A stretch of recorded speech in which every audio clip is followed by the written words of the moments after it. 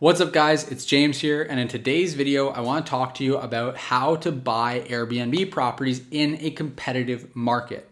By far the biggest question and the most common question that I've been getting since I started talking more about investing in properties for Airbnb is people asking, well James, how do you buy when the market is going as crazy as it is right now? And I'm familiar with this, intimately familiar with this myself. We're actively buying more properties right now and the market is bananas. Properties are going for $30, $50, $100, $150,000 over asking price. Most recently, we were offering on a property that actually ended up going for, what would it be? It was listed for $499, went for $975, so it was $475,000 over asking price. That is insane, people. It's insane. It's absolute craziness. The market is in a frenzy right now, especially in a lot of these cottage country type areas where they're in high demand. I get it. I'm there myself, right there with you. So I want to share with you some of my tricks for buying properties in an incredibly hot market. So we're going to break that all down for you. Now, if you are interested in investing in properties for Airbnb, if you want to buy properties for short-term rental and get crazy ROI numbers like the ones I've talked about in other videos, by the way, check those out if you haven't already seen them, then just click the link down below. Check the description. There'll be one link there where you can actually schedule a 15-minute chat with me personally.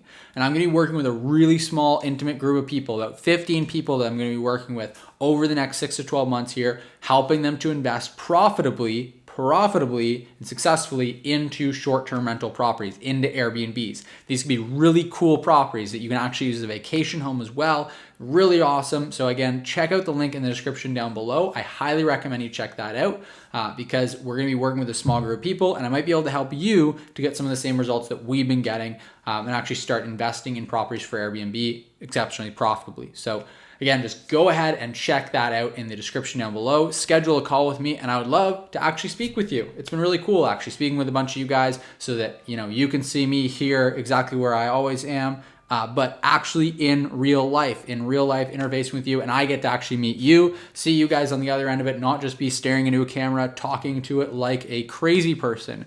Really fun time. So just click the link in the description down below and we can be, me and you, just chatting, just chit-chatting. So click the link in the description down below and I'd love to see if we can help. So all that being said, let's talk now about buying properties for Airbnb in a competitive market where property values are kind of just not really relevant because people are just buying properties for whatever they feel like buying properties for. Now, there are two things that you need to do in order to buy properties in a market like this. One of them is really understand how to analyze properties effectively. You need to be able to analyze properties to know exactly what you can go in at, exactly what you can offer, and what is just stupid money. The last thing you want to do is get caught up in some big bidding war and overpay for a property. So that's thing number one, and we'll talk about that in more detail here as well. Number two, you need to know how to find off-market properties, off-market deals, because everything on the market right now is pretty competitive. It's pretty crazy. You're out there competing with other people. So if you want to have less competition and therefore lower prices, you need to have reliable ways to generate off-market leads on off-market properties, meaning properties that the owner wants to sell, but they haven't listed it yet on the real estate websites. They haven't listed it on the MLS. They haven't listed it with a realtor. It's just going to be a private sale. You need to know how to navigate the waters and make that happen. So let's talk about analysis first because that is important for on-market or off-market deals. You need to know how to properly run the numbers and you want to have your most conservative worst case scenario projections. So that's what I've talked about in previous videos where we talked about, hey, what is the worst case scenario for this property? Well, the worst case we could figure is about $50,000 a year. That was looking at 2018 and 2019 data and figuring if we got 2 less bedrooms in our property and it didn't perform well, that would be $50K. We want that number to represent at least, at a bare minimum, neutral cash flow, meaning that we're not cash flowing negative in the absolute worst case scenario. Now, if you watched any of my recent videos, you know that worst case scenario, we exceeded that number within 5 days of launching. We're now at almost $70,000 in total bookings. Just a second ago, I got another $1,600 booking for next week. So we're about $70,000 right now in total bookings.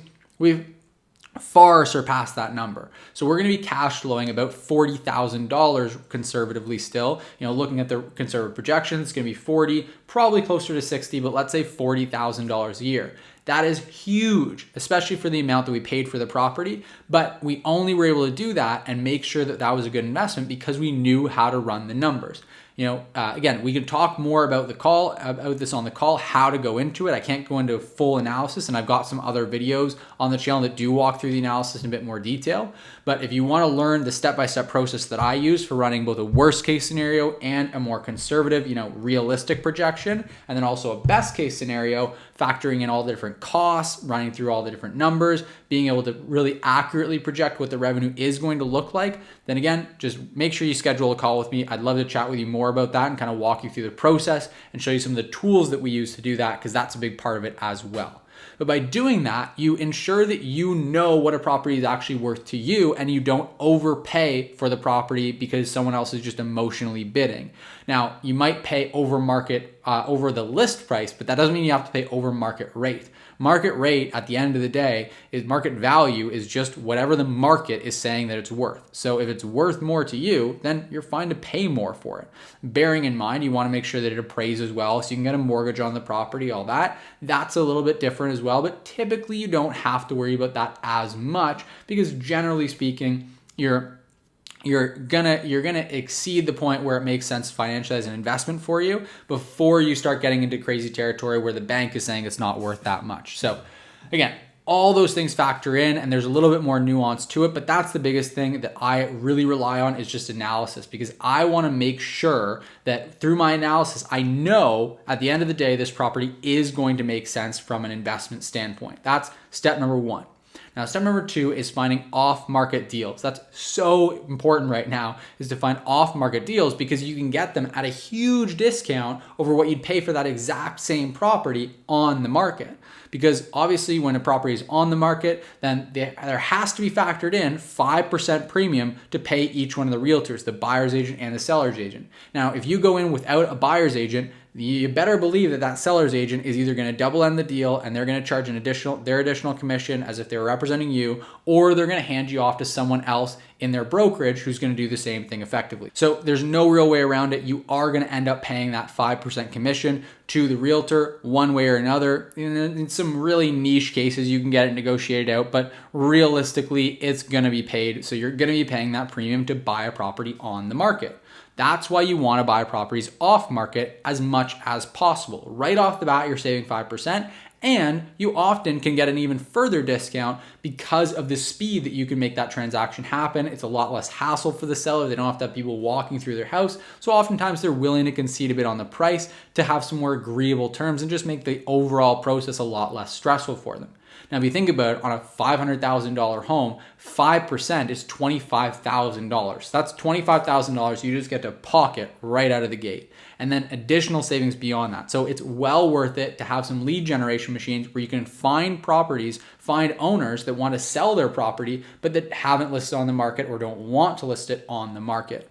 Now, again, I can talk more about the detail of exactly how to find those deals. We can kind of talk shop on all that. Just go ahead and schedule a call with me down below and we can talk more about how we do that, how that works. But that is the basics. That's how you find good deals in a crazy competitive market. By the way, that's also the way that you find the best deals in a non-competitive market. It's still going to give you a huge savings to buy properties off the market, and it's still incredibly important. It's still completely critical to know how to analyze properties even in a cool market where things aren't going crazy. It just becomes even more important. It was already crucial, and now it's even more crucial to know these things in a really, really hot market, because otherwise you're just going to be either sitting on the sidelines waiting and never actually getting a property, getting a return on your investment, or even worse, you're going to get your money in there in the wrong property and you're going to lose a whole lot of money on it, and you're going to have a huge amount of lost potential return on that money, which ultimately is obviously the worst case scenario.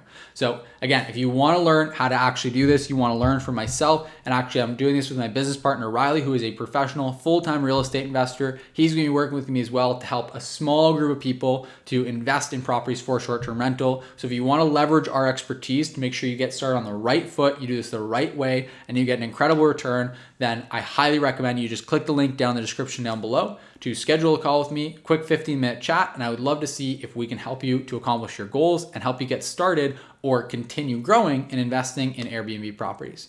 Now, as always, if you liked this video, please give it a thumbs up. Hit that like button. Again, a link is down in the description below if you want to schedule a quick call with me. And if you're new here to the channel, please subscribe. I would love to have you as part of the family. I'd love to have you subscribe so you can stay up to date as we post new videos. We post 2 every single week. So just make sure you hit that subscribe button if you haven't already so you stay up to date with the channel. All right, I'll see you in the next video.